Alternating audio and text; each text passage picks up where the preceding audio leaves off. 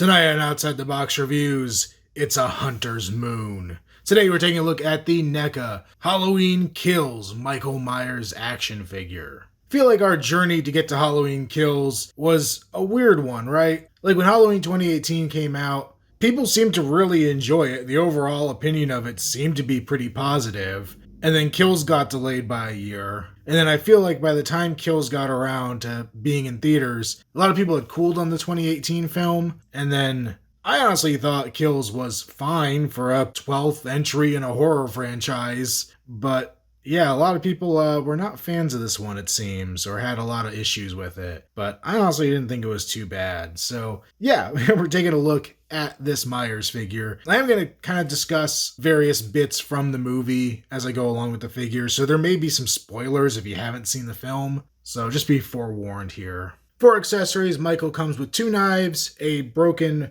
piece of lighting, a silver shamrock mask, and a baseball bat. So the knife here on the left is just kind of a black-handled, clean knife, no blood work on it or anything. And my copy isn't painted the greatest. You can see there's a scuff on the one side, but you have the 3 rivets there looking pretty nice. And then the other side, the rivets are barely painted, but the blade is clean. So a little disappointing seeing this.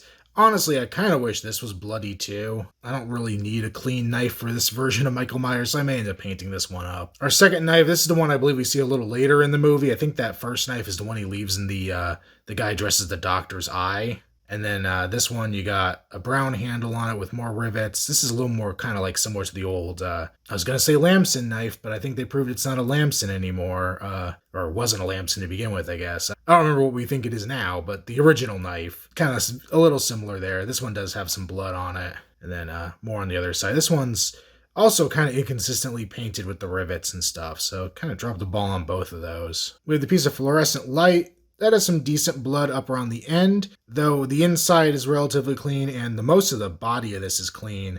Looking at the movie, it looks like as soon as he stabs the lady with this thing in the neck, I assume her blood leaks down inside because it almost looks like you could see the blood inside of it, so it's like a lighter pink. So it almost would have been nicer if they just made the tube a light pink to begin with instead of a white, and then maybe added a couple white spots where it was clean and added blood on top of that, because I think that would have given more of the effect that you see in the film, because it doesn't really stay this clean at all. But it is open on the one end there. It's not super jagged or anything, but I'm not surprised. And then the opposite end does have the plug that will go into the light fixture, so that's nice. Nice kind of chrome on there with the black ends to it. I think technically that would be a slightly different color. I think the pieces sticking out would be more of a copper color, but you know, for something so tiny, it works all right. Then we have our skull silver shamrock mask that he takes from one of the trick-or-treaters that he kills. So it's nice and bloody. This is actually a soft rubber, so it is completely malleable, which is kind of cool. You can actually see inside, the eyes are actually cut out. We have the silver shamrock logo on the back, and then the head's kind of formed so that he could pinch it with his cut-up hand. So it's pretty nice. It's not like they just reused the old mold. They did do something different from the Halloween 3-pack. The only downside is it only fits into his hand, so it's like facing forward, and it's kind of awkward, as you saw at the very beginning of this video. I believe in the movie he's holding it with the face backwards, like this, and his hand just doesn't really grip it because of the way these indentations at the top are. It's just the way his fingers are shaped. You can't kind of get a reverse grip on there as well as you'd want it to. The fingers just kind of bottom out too quickly, and you can't get a good hold on it. So that kind of sucks. And last but not least, we have the baseball bat. I was hoping this might have that was the old Huckleberry written on the side of it, but it's not on here. It's just a wood bat. I mean, it's pretty simple, just wood grain. It's got the right shape to it. Nothing too fancy going on here. And somehow I'm pulling the accessories out. I completely forgot the, what's it called? The Halogran, the firefighter's tool. So this is a nice silver. We have the indentations along the handle, a little scoop kind of part there at the back, the bloody axe heads there at the front. Decent looking little piece. Michael has interchangeable hands, but he only comes with ones for his left side. So his right hand is a permanent knife-holding sculpt or weapon-holding sculpt. And for the left side, we have the hand for gripping the mask, we have a relaxed hand, and we have a gripping hand. So they're all basically the same. You have the fingers sticking out as you get the blood around them, and you have the bandage wrapped around them. So this one, like I said, just relaxed. This one has the kind of pinching action going on for the silver shamrock mask. So you can see from the one direction, he gets a decent grip on it. But from the other way, I mean, I guess he can hold it, but it's a very shallow grip. And then once you add the sleeve on there, it's going to be hitting like the top of the mask. It just becomes a lot more difficult to get him to actually hold it well in this position. And then a relatively loose grip on this last hand. The one thing, too, is because of the way it's bandaged, it kind of has a bump there at the side, because I think this was really just a means to not have the fake effect on James Jude Courtney's hand the whole time and let him just kind of put two of his fingers down and wrap them. But it does kind of bump into the edge of whatever he's holding if you have him dual wielding or anything. So could cause some issues. One thing I do want to point out is there is a significant flesh tone difference between this current figure and the H40 figure. So if you're going to do the Halogren scene, the firefighter scene, you want him with, stealing the hand off your H40 because he didn't have the bandages yet. But there's definitely a significant flesh tone difference between those two hands. So it may not look quite right if you're trying to do that. You may actually be almost better off swapping two hands from the H40 instead of just a single one if you want it to look more uniform. Michael also comes with two head sculpts. The one on the left is the one that he came with in package. The one on the right is the alternate head. Similar to the H40 figure, it's very hard to tell the difference between these two. I think the one on the right is slightly more stretched out. What people told me with the first release was that it was supposed to be more like a Nick Castle stretch on the mask versus a James Jude Courtney style. And I'm assuming that's what's going on here. Nick Castle's scene was cut from the theatrical release of the movie, from my understanding. So that makes it even harder to be like, okay, that was Nick Castle in that mask, and that's why it looks different. I feel like I see differences, but I feel like I'm looking to see differences, and the paint kind of makes it hard. They could have stuck two of the same head sculpt in here, and I would probably not be able to really know for sure. But I will say that they did a decent job on the paint on these. It looks better than the Trick or Treat Studios ones, at least.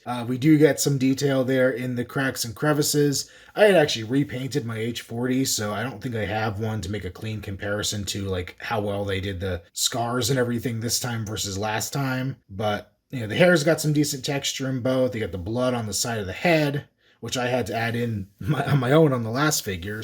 But this one only has it. And then flip it around to the side. I think the burns look pretty decent on this. They got the melted ear. We got the pinhole at the bottom from the sewing needle kind of all torn up and slashed and everything. I don't think they went too far with the paint. They didn't add a bunch of unnecessary yellows in here that made it look more like the poster than the actual mask. Or who's kidding? It made it look more like mustard than the actual mask. Yeah, I think they did a decent job painting these, which is funny because these are so much smaller than the Tots ones, and people complain that the Tots ones sucked. But, if you got this quality of paint on a Tots mask, I think people would be less annoyed. And this is somebody having to paint something much smaller. I don't know. I know painting a mask is, like, in, actuality and practice different than painting a toy, but whatever.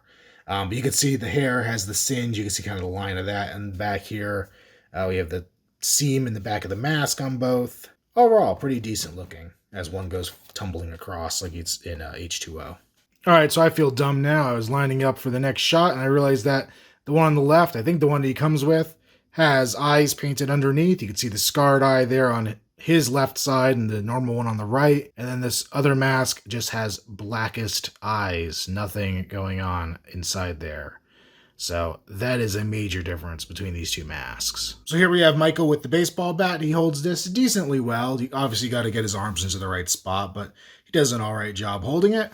Here he is holding the black-handled knife, the brown-handled knife, the fluorescent light, the Halogren with just changing out his left hand. Doesn't really hold the main part of the tool very well, so I kind of had to have it sitting on the very bottom of it to get it to kind of grip it at all. You could probably fudge this if you wanted to for a photo or something, but that hand was never really designed to hold anything. And then the Halogren again, using both of the hands from the 2018 version. The one hand works okay, still that left hand just doesn't really do enough. I really wish they would have thrown in a left hand for this weapon specifically. For the sculpt of the figure itself, there's not a whole lot going on here that differs too much from the 2018. We have the coveralls, he's got his popped collar, we got the blue undershirt going on there, various wrinkles and things going on throughout. The main part that's going to be different is the battle damage kind of thing going on. So we've got the two kind of, I think they were gunshot wounds there on his shoulder. All right, my light is just terrible in here, so I'm gonna have to use the stupid flash on this, which kind of sucks. But yeah, you could see that he has the 2 wounds there on that shoulder, a couple more on his other side, and there's a sculpted texture of burning going on. See, there's a slash going through the arm there. I wish that they would have gone a little heavier with the black, because if you look at this, there's kind of a black throughout this. It's heavier on his left side, but it's not heavy enough that it reads particularly well. And maybe there need to be a couple other colors in there, like some browns and stuff, to really give it that charred look. But right now it's maybe a little too subtle for what it should be, which kind of sucks. But beyond that, the sculpting is pretty good. We do have some damage there on his right arm as well. We have the hand, which is nicely done, has a lot of dirt and grime going on. I much prefer this flesh tone than the original flesh tone, for sure. See more of the detail there on the back. The entire ass to shoulders on here is a rubber piece, and then the arms are hard sculpted and the legs are hard sculpted. But the color doesn't change too much between the two, so they do look like they're all of one piece, which is very nice. More of that texture going on there through the legs. Then we got his black boots going on. Only downside there is they have the joint being blue. So you have this bright blue joint, which is accentuated by the light I have on here. But yeah, this bright blue joint touching his black boots where it should be the upper part of his black boots. And actually, if we bring in the H40, you could see basically the same idea, but they used black. So, or at least a very dark blue. This is just a much lighter color here on this new figure. That's really stupid. Thanks, NECA. Of course, he does have treads on the bottom of his feet and peg holes. For articulation, he has a ball joint at his head, so it'll go side to side, a little hindered by the collar, but not much. You could obviously get the classic Myers head tilt. Look a decent amount up, not too much down. But yeah, pretty free range of motion there. The arms will rotate a full 360. They'll go out to the side, maybe about 45 degrees from the body. We have a double jointed elbow, which will bend in nice and tight, at least for an action figure.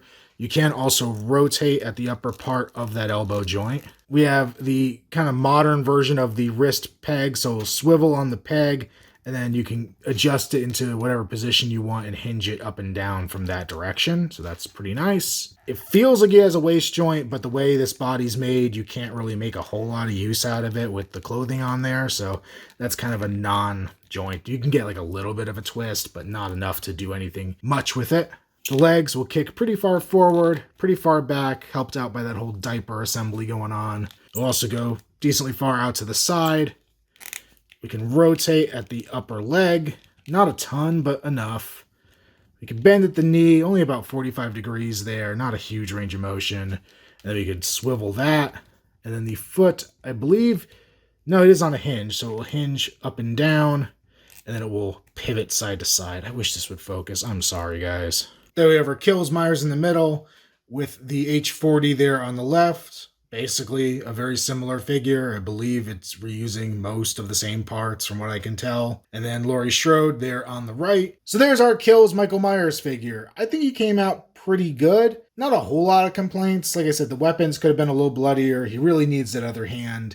And I wish there was a little more damage on the coveralls. You know, the articulation's lacking in a couple places, but it's Michael Myers. I don't think he needs all that much articulation. He does well enough for what I need him to do, I think, in my collection or my displays. So I'm not too upset there. I think they did a decent job painting the mask, like I said, which is a tall order on some of these things. So I'm pretty happy with how that turned out as well. So definitely go ahead and recommend this figure. I do wonder with the reception the movie had, if people are going to be leaving this one on the shelves. But from what I've seen as of this recording, it's just starting to show up at Target. And I was lucky enough to get one the other night, and I saw a couple more today when I was out looking for other stuff. So they are starting to hit shelves for sure. And I'm just curious how many people are actually going to be buying them. And I wish I could kind of see the alternate universe where they came out before the movie was released, to see how many people picked them up during the pre-movie hype as opposed to the post-movie, whatever you want to call it. But yeah, that's it for this one. I'll see you guys next time. Later.